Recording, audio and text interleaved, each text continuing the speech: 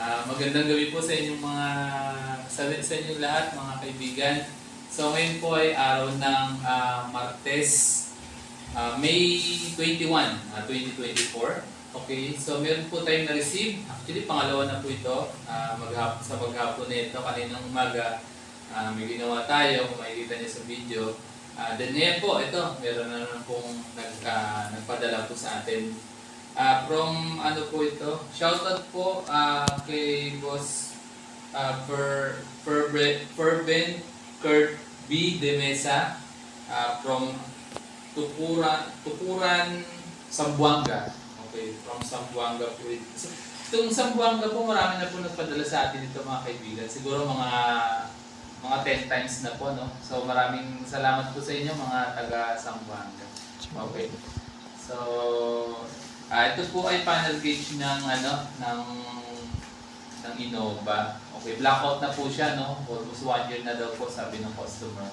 Then papatan din po natin ng ilaw. So yung ilaw na papalitan po natin ito after ma-repair, yung original na ilaw po, yung kulay puti na rin. Okay. So ngayon, ito po, kung mapapansin niyo po, ang courier po nito ay flash. So yun nga lang po, ito po, pag binalik ko nga pala po sa ating mga customer, nililipat po natin dito sa matibay na lagayan. Okay? Kasi po, ito, gaya nito po nito, na UV po siya. So, para mas secure po. Okay. So ngayon, post ko muna saglit yung video. Bubuksan ko lang po muna to para hindi po kumain ng malaking oras. 1, 2, 3 na. Okay na po ito, mga kaibigan. So, nabuksan na po natin. Medyo natagalan lang po tayo sa pagtatanggal nito kasi napakarami pong balat na may sakop pa nga po sa loob eh. May mga plastic pa. So, anyway, mas okay naman yung secure. Okay, so ito po, no? I-check muna natin so bago natin gawin. So, physical appearance naman, wala naman pong any damage akong nakikita sa ngayon. Pero bago po yan, i-try ko po munang i-power up o paganahin. So tanggalin lang po natin itong cover dito sa likod. Okay. Yan. Tapos, supplyan lang po natin siya ng 12 volts. Okay. So tingnan po muna natin bago natin i-repair. Okay. So, susupply natin siya. Titingnan natin kung ano itsura niya. Okay. Kaya, tingnan po natin, no? 1, 2, 3. Yun. Yan, okay. Wala po talaga, no? Blackout po talaga siya. So, kung titingnan nyo, isa lang po yung nakailaw. Yung ABS o yung ABS. So, the rest po wala. Okay. So, pag tinanggal ko po itong supply, mawawala dapat yung ABS. Kasi wala na po siyang supply. Ayun, wala na. Okay na. So, yun na po yun. I-repair na po natin to, no? Okay. So, na-check na po natin, no? So, confirm naman po na talagang blackout po siya. So, ngayon, i-repair na po natin. Pero bago po natin i-repair, tanggalin po natin muna itong mga cover.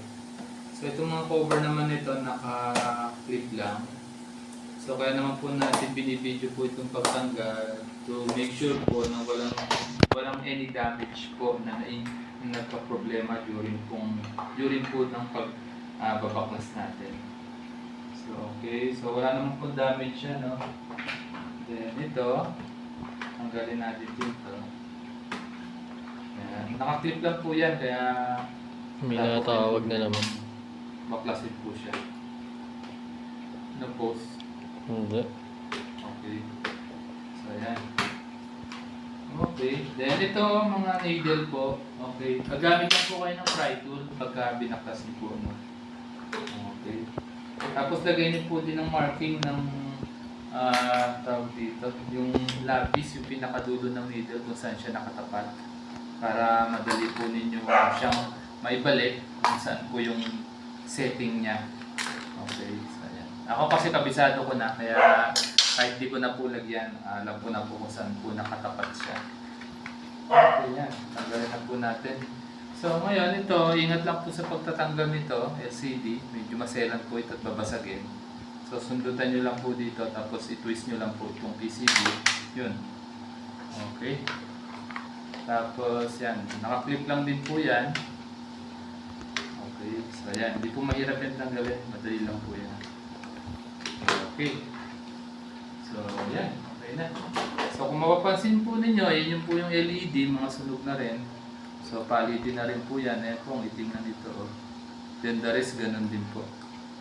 So okay, papalitan po natin muna ng mga pyesa, itong mga capacitor, diode, IC, para po mapagana po muna natin yung pagka-blackout niya. Pagka okay na po, isasabay na rin po natin itong LED. Okay, sige, balikan ko po kayo after 1 hour. Ito. Ito na po, okay na po mga kaibigan. So okay na po, Sir De Mesa. Okay, napagdala po natin ng mga pyesa. So ito po yung mga pyesa pinagtatanggal natin. Ito po yan, pati po yung LED. So maliwanag na po ito kapag pinakita ko po sa inyo. So i-power up na po natin. Okay. Kanina po nakita nyo ayaw bilaw, yung apps lang nailaw. Ngayon tinanap po natin. 1, 2, 3. Ayan, bilaw na po lahat. So bali 20 po yung total na ilaw na yan. 1, 2, 3, 4, 5, 6, 7, 8, 9, 10, 11, 12, 13, 14, 15, 16, 17, 18, 19, 20. Ayan, kompleto po. So, ilagay na po natin siya sa lalagay niya. So, ito po dito. So, bago po natin ilagay dito, nilisin po muna natin siya. Brushin lang po natin para malinis. Okay, tapos tanggalin niyo po ito may tin po ito kasi ito naka-clip lang po yan. Pwede niyo pong baklasin siya para malinis. Okay, so linisin lang po natin. Yan. Para mas maganda po yung bato ng liwanag niya. Wala po siyang nabablock ng dumi. Okay, yan. Tapos kabit na po natin ito. So madali lang yung kabitan, na-clip lang po ito. Okay.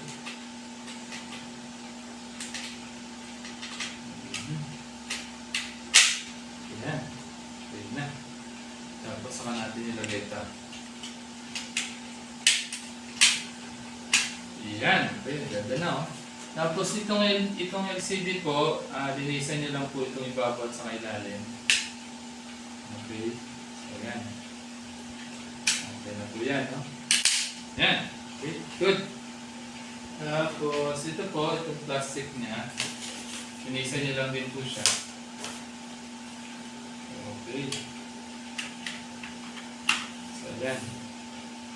Tapos yung needle, ganun din po. So again, yung needle po nito, make sure lang po kung saan po siya nakatapat kanina bago nyo binaklas. Kung saan nakaturo yung dulo. Okay. Doon nyo rin po siya itapat. Okay, so yan. Okay. Yan, okay na. Tapos ito.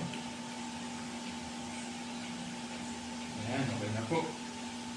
Tapos itong malaking kamay ng needle, dito po sa gitna. Okay. Yan, tapat lang natin ito sa zero, Okay, tapos itong medium na kamay, dito po sa RPM. Okay. Yan. Yan, okay na po. So ngayon, ang technique po dyan, iikot nyo po siya just to make sure na wala pong nasayad. Okay. Okay, walang nasayad. Pag kami nasayad po, iangat nyo lang po ng konti. Kasi po pagka may nasayad dyan, hindi po yung makakaangat. So wala naman po nasayad. So ngayon, ang gawin po natin, itapat po natin siya sa taas. Pinakataas po yan. Ngayon, ang mangyayari po dyan, kapag nagawa po ng maayos siya, pag pinawala po natin, itong mga needle po na yan, bababa po yan doon sa zero, magkakalibrate na po siya ng sarili niya. Okay? So bababa po yan dyan. Okay, pati ito bababa sa 0.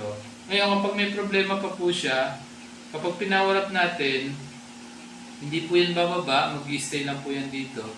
Tapos wala rin kayong mababasang LCD na odometer dito sa LCD. Okay? So, ganun po siya. Then, ito po, punasan lang po natin ito. Okay. Tapos, yan. Tapos, ito po, yung cover niya sa harap, linisan po natin ng acrylic cleaner, no? Ito, ang dami ng ano, yan. Ang dami ng itim. Halika po yan. Yan.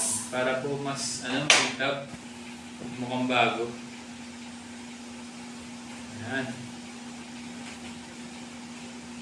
Yan, okay. Ganda na, kita mo na. Dumi, oh. Kasi yung dumi dito, nag-i-stuck eh. Hindi nakakalabas. Yan, ang dumi, oh. Okay, yan. Ganda na, tintad na, oh. Ganda na ng kulay niya. Okay, yan. Okay, okay. Yan, okay na. Tapos, kabit na po natin siya, no?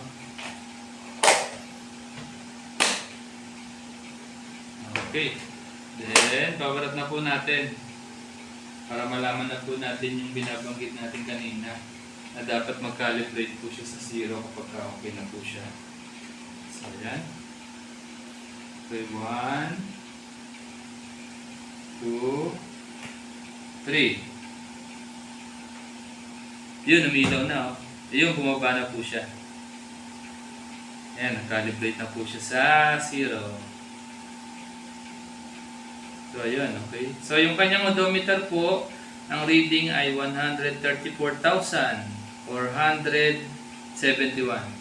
So, okay lang po ito. So, medyo mababa pa yung kanyang mileage kung hindi siya masyadong gamitin, no? So, okay na po ito, mga kaibigan. Okay. Yan, linaw na, ang ganda. Okay. So, ayan na po. Ikakabit ko na po itong cover sa likod, tapos lilinisan ko na lang po maigi. So, okay po. Sir Demesa, from Zamboanga. So, maraming salamat po sa inyong tiwala at suporta. Okay. So, pwede ko na po ito mapaship bukas, no? Mga kaibigan, yun pong details ng service ko, kung saan location po ako pwedeng gumawa, at yung pati yung cellphone number ko po, may contact lang po dun sa description ng bawat YouTube ko. So muli, maraming salamat po sa inyong lahat. Magandang gabi po. Thank you.